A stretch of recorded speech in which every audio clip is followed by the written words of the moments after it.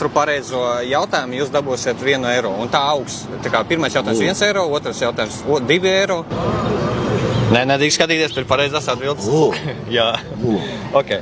Tātad, pirmais jautājums. Pirmais Latvijas prezidents. Prezidents Jānis Šalks. Pareizi. Cik centneru ir 1 tonnā? 10. Pareizi. Cik ir 2 plus 2 reiz 2? 8. Pareizi. Cik ir 15% no 60? 9. Pareizi. Kurš dibināja SpaceX? SpaceX? Jā. Ar ko SpaceX nodarbojas?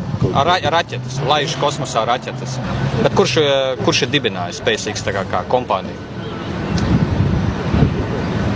Armstrongs, piemēram, bija. Pareizi. Tātad jūs esat uzvarējuši 15 eiro, es esmu apsvērts. Kā iztērēsiet?